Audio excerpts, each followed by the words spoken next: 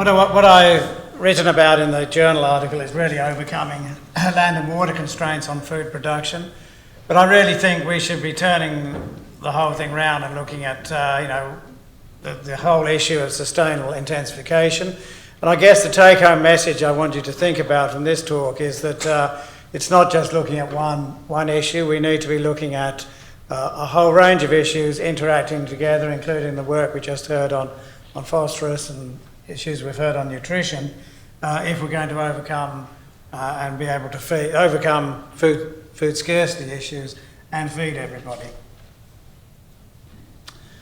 I've got rather too many slides, so I'm going to go through these very quickly. I think we've heard a lot about some of these drivers before, but in terms of land and water in particular, population growth, dietary change, and so on are all critical issues. And I'll focus in on soils and water in a moment. But what I wanted to start with is to just demonstrate the fact that the world is a very changing place. We're changing in terms of population growth. We don't know exactly how. We expect about 9.6 billion in 2050. But if fertility levels change, that could be much higher. It could be significantly less. And this just demonstrates it in terms of three scenarios I'll talk about later on. This is what we call a pessimistic scenario. That's a business as usual, and that's an optimistic scenario. You can see as I flick through those, there were changes in terms of the percentage increases expected in different countries of the world, which all depend on fertility and economics to an extent. And if we look at economics, which is one of the other big driver in terms of GDP changes, again we can see changes as we flick through these, which are going to have very big influences rather on demand for food, demand for water. Why economics? Well, if people are richer, better off, they're going to demand more probably unhealthy Western type diets, more animal protein in their diets. That's going to demand more phosphorus, more water, and so on and so on. So I just wanted to set the scene by saying that population growth and economic growth are key drivers, but we don't know everything there is to know about them. So we can end up with somewhat different outcomes down the track. The problem, 70% increase in food production is the sort of figure that FAO came up with, 60 to 70. Others have said it's 100%, it could be 100% increase depending on how much more animal protein we need. Agriculture already uses about 40% of the terrestrial surface, and it uses on average 70% of the fresh water. In some countries, that's as high as about 90% of the fresh water goes into agriculture. And there are other competing uses and demands for that water. Agriculture is already a very significant driver of land clearing, which has caused a lot of issues with climate change and others associated with deforestation and damage to a large number of ecosystem services. And it contributes about 17% of the world's greenhouse gases. So it's quite an impacting activity when we're starting to look at it in terms of can we sustainably intensify. We're already causing some quite big impacts. If we go up to 70% more production, how can we minimise those impacts in the future? And the key question I was asked to answer was, can our land and water resources deliver these required outputs, sorry. In terms of, I'm not going to go through all these in detail, but there's some pretty interesting figures there. There's the work of Costanza et al. At the bottom, who estimated ecosystem services associated with rivers, floodplains, wetlands and croplands were valued at about $5 trillion in 1997. That was subsequently updated more recently. In China, growing very, very quickly, we're seeing a large swallowing up of what was previously arable land. In terms of overall global land degradation, some figures have come up showing that these may cost in the order of $66 billion per annum. and costs may be as high as 10% of GDP for some sub-Saharan African countries. So these are very, very big impacts. And we know that a lot of agricultural land, both in Australia and elsewhere, is already quite seriously degraded from things like salinisation, acidification, erosion, soil health decline in general in terms of its biological properties and chemical properties. Salinisation is one of the big ones. 450,000 square kilometres of land around the world already affected, and a significant area every year being lost to production as a result of salinity. In terms of irrigation, it's about 11% of the total irrigated area, and again, significant economic losses associated with salinity in irrigation schemes. And salinity in irrigation schemes has been with us since we started irrigating thousands of years ago.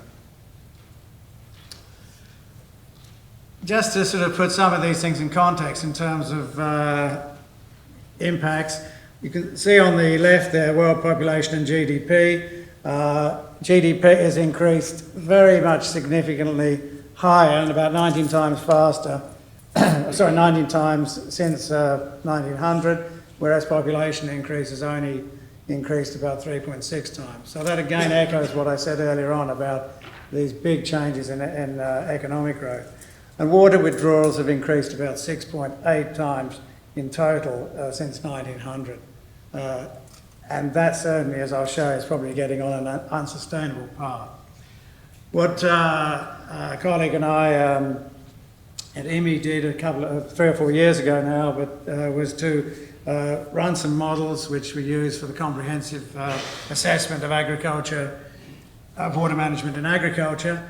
And we looked at 3 scenarios, business as usual, optimistic and pessimistic, in which population growth and GDP were different in each situation. So in a pessimistic, what we call pessimistic was a high growth in population, but less growth in income. And an optimistic one was a slowing down of population growth, but everyone was becoming quite a lot richer. GDP was growing, and that has some quite profound impacts on water demand. Well, I've just shown a couple of those there. We did a business as usual as well. Pessimistic on the left, and you can see water demand in total separated into domestic, industrial, livestock and irrigation, growing steadily from about 2,000 cubic kilometres in around about 2000 or 2010 up to about 4,000 in 2050. If we go to the optimistic one, where it's a richer world, more money in many countries, in many developing countries as well as in the richer countries, we see that there is a tremendous demand in terms of this modelling, in terms of water going into both domestic uses and industrial uses. And this reflects some of the things like thermal coal power station cooling water in China and other developing countries. So that grows very, very significantly, and the amount of share for agriculture does increase, but the share is less. And so there's going to be a great competition. And when we look at the total available water that's likely to be available, we look at the 2,000 global blue water withdrawals. This is the water in groundwater, rivers, lakes, etc. And generally, there is not a lot of untapped fresh water around the world. There are a few countries in Africa and some countries in South America which can increase their take of blue water, but many countries like China, India, Australia, California, much of the rest of the US, much of Europe, etc., don't have a lot of excess water which can go into agriculture. And so by about 2030, we start to see that water demand is going to approximate to supply. And this equates very much with what Sir John Beddington also talked about in the UK Chief Scientist, about the perfect storm of climate change and population growth occurring around about 2030 in terms of the impact on food security. And we concur with that, just bringing in this water model as well. We additionally looked very briefly at some of the impacts of climate change using some of the IPCC scenarios, and we found that on two of those scenarios, just because of increasing temperatures and greater potential evapotranspiration, we would need 17% to 14% more irrigation water to produce the required amount of food. This is, as you can see from there, it's not really due to rainfall, which is all over the place in many of those models, but the gradual increase in temperature, which is more probable in terms of the modelling, is going to have a big impact on irrigation because of the higher potential evapotranspiration. So that's adding to the problem that I already demonstrated. So I want to come to some solutions. I don't want to be a pessimist because I think there are solutions, but we do have this, what I call a global paradox and a big challenge. That is feeding at least 2 billion more people with less water and many other resources, as we saw for phosphorus, than we have now in an era of climate change. It is, as Hillary Clinton said, the issue of our time. And this is where I want to sort of pull together a whole range of issues, which are not just management of soil and water, but their management of all these issues associated with sustainable intensification. But firstly, we need an enabling framework, and that is political understanding and leadership. We need to bring in the energy, water, food security nexus and think about things in an integrated, multidisciplinary manner. We certainly, as Melissa said earlier on, are going to need policies which help drive us in the right direction. And to do that, we're going to have in many countries to dramatically reform some of the institutions and regulations around agriculture, which emerged often in many cases 50 or 100 years ago and are seriously out of date. We need greater enforcement of regulations, even if they exist, and a tremendous demand for education and capacity building. And it's sad to see in this country the decline in the number of people going into agricultural education over the last few years, because I think we'll need these people both here and overseas. If we start looking at the kind of policy directions where we want to drive this move towards sustainable intensification, this is where we don't just look at the physical resource, we have to look at everything. We need to really work on this gap analysis work that I think John and others may talk about, and some of my ex-colleagues in the CGIAR and the University of Lincoln in Nebraska are working on the yield gap, because there are great opportunities to sort of close that gap between actual and potential yield in many countries, and in particular in many developing countries. We're going to start to need to look at can we eat a healthier diet which requires less resources, less water in particular, and less phosphorus going into it. Can we reduce waste?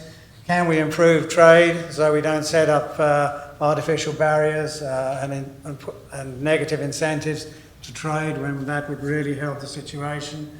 We need to look at some of these dubious incentives that have emerged and caused some of the problems with the last food crisis over biofuels. And we know subsidies are probably not the right way to go in many countries, but turning them around is a major, major political issue. And we need to reclaim degraded lands. In terms of waste not, want not, that's the amount of food which was thrown away individually in Europe. If we reduce the losses of food in the system, which is a very difficult task, by 50%, and that's probably unachievable. That's both at the point of production and at the point of consumption. We could save 1,350 cubic kilometres of water per year. So moving in that path of reducing losses is critical, and it's going to help in a big way. If we move down to 3 there in terms of a healthy diet, it's 90 grams of red meat on average a day and 2,000 kilocalories. We won't be sort of faced with this issue of both the 1,000 undernourished and what Ismail Serra Goulding called the 1,000 fat bottoms of the overnourished. I'm going to run very quickly through some of the last things, but there are solutions.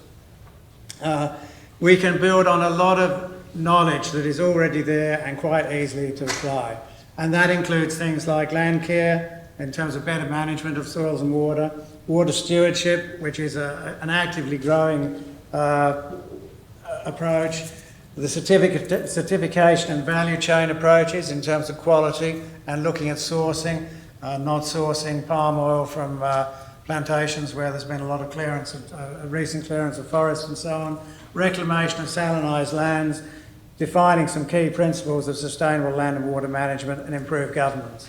I'm not going to go through these in details, I'll just flick through them. As you can see, there's a lot of opportunities and a lot of issues which have been covered there in these areas. And there are guidelines for sustainable intensification. I just would like to then come to some conclusions based on the fact that there are solutions already there. They need a sort of a lot of policy policy enabling environments to do that. But again, I'd conclude that business as usual is not possible if we're going to feed that many people without any further environmental degradation. Sustainable intensification to me is the only way forward, but it must be coupled with less waste and healthier diets. And we need to look at both repairing previous damage as well as increasing yield using a whole range of crop breeding and other tools. We need to look at some of these new movements in terms of land management, and we need to bring the private sector very much into the camp in terms of how they sort of operate and act, and they can be a tool for good as well as evil in many cases, but I'd say more for the good. The tools are there, but the real question is the will going to be there in the future? Thanks so much.